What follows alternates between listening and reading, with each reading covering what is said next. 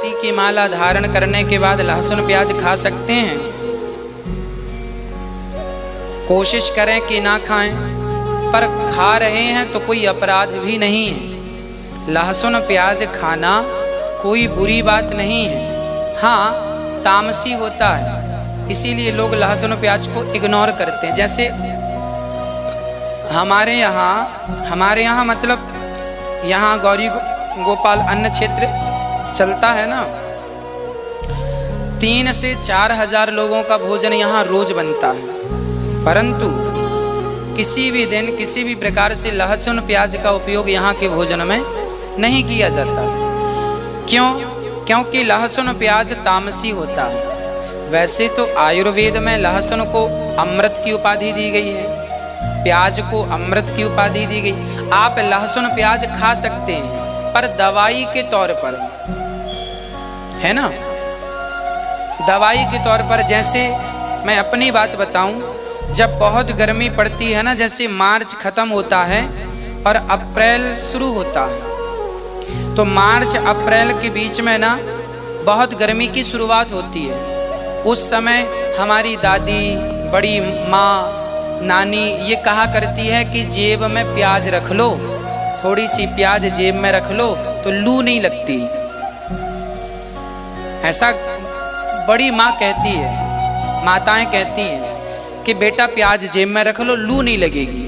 मतलब प्याज की तासीर इतनी ठंडी होती है कि आप गर्मी में, जैसे मजदूर वर्ग है, मजदूर वर्ग को तो प्याज खाना ही चाहिए, क्योंकि उन्हें दिन में काम करना पड़ता है धूप में। तो जो व्यक्ति धूप में काम कर रहा है वो प्याज खाए, पर स्वाद के तौर पर ना खाए, इस भाव से खाए कि मैं दवाई के तौर पे खा रहा हूं, ताकि लू की दवाई है ये लू की दवाई। कोई पंडित भी है, मैं बताऊं सबकी, यदि कोई साधु भी है, पंडित भी है, कभी लहसुन प्याज नहीं खाता, परंतु कहा जाए, वैद्य जी कहें कि भाई आपको लू लग गई है, जरा सी प्याज नमक के साथ कच्ची वाली खा लो, तो खा लेने में क्या बुराई है? दवाई है वो। प्याज अमृत है, दवाई के तौर पर उपयोग करना चाहिए सबको, पर स्वाद के तौर पर ज्यादा नहीं। अति सर्वत्र वर्जयेत्, ज्यादा खाएंगे तो वो तामसी है, दुर्गंध रहती है प्याज में, है ना। और भगवान को भोग इसलिए नहीं लगती।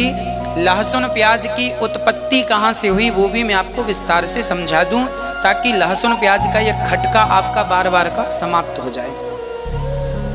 ये जो लहसुन प्याज की उत्पत्ति है, जब समुद्र मंथन हुआ और उसमें अमृत निकला, तो अमृत को देवताओं ने पिया। मोहिनी भगवान बांट रहे थे, नारायण मोहिनी बनकर बांट रहे थे अमृत।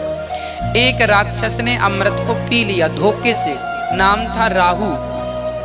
वो देवताओं का रूप बनाया और अमृत को देवताओं के बीच में खड़ा होकर पी लिया।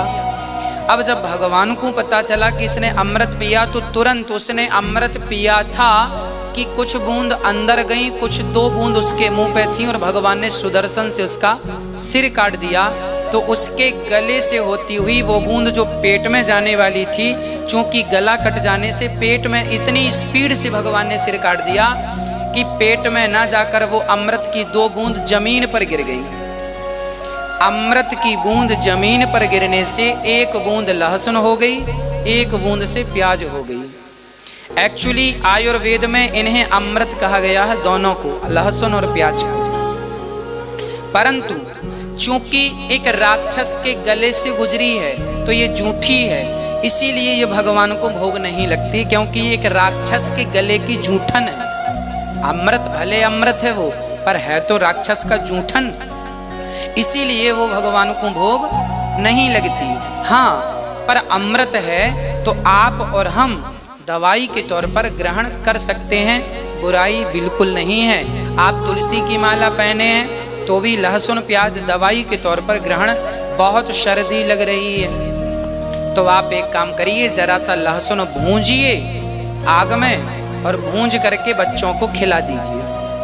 आप भी जरा लहसुन की 4-6 कली भूंज करके खा लीजिए। सर्दियों में शरीर गर्म रहता है, उससे सर्दी नहीं लगती, जल्दी बीमार नहीं पड़ता आदमी।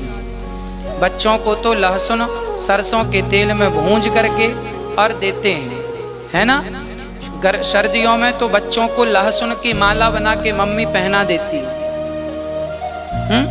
तो ये सब दवाई के तौर पर उपयोग होना चाहिए, स्वाद के तौर पर उपयोग वर्जित है। दवाई के तौर पर तो देखो गांव में ना कच्ची दारू जो कच्ची शराब होती है ना, वो भी 1 चम्मच शराब छोटे छोटे बच्चों को पिलाई जाती है। जो नवजात बच्चे हैं ना, महीने भर के, 4 महीने के, 8 महीने के, इन बच्चों को 1 चम्मच कच्ची दारू पिलाई जाती है, शराब। कच्ची दारू पिलाने से बच्चों को सर्दी जुकाम नहीं होता। गांव में पहले की परंपरा थी, बच्चों को कच्ची दारू पिला दी जाती, 1 चम्मच छोटे छोटे बच्चों को। क्या होता था उससे? सर्दी जुकाम नहीं होता था। ये सब चीज़ें दवाई हैं, पर लोगों ने इन्हें नशा बना लिया। एक उदाहरण के तौर पर आपको समझाता हूँ। पहले साइकिल पंचर होती थी, तो साइकिल जो पंचर जोड़ने के लिए एक सिलोचन आता था। सिलोचन जानते हैं? ट्यूब की गोल गोल टिकिया बनाते, उसमें सिलोचन लगा के फिर जहाँ पंचर होता था उसमें चिपका देते, तो पंचर जुड़ जाता था। उसे सिलोचन जिससे चिपकता था वो सिलोचन कहलाता था, है ना। अब वो सिलोचन क्या होता है? पंचर चिपकाने का होता है। पर कुछ लोग ना सिलोचन को नशा में लेने लग गए, सिलोचन का धुआं लेने लग गए। तो थी तो वो दवाई पंचर जोड़ने की, पर तुमने उसका गलत इस्तेमाल किया और वो तुम्हारा नशा हो गया। ऐसे शराब, लहसुन, प्याज, ये सब आयुर्वेद में सब थी, पर लोगों ने इसका अधिक इस्तेमाल करने से ये सब नशा हो गया और बाद में इनको वर्जित करना पड़ा। जो देसी शराब बनती है वो महुए की शराब बनती है। महुआ, गांव में ना महुआ होता है। महुआ जानते हैं? आप कुछ और बोलते होंगे।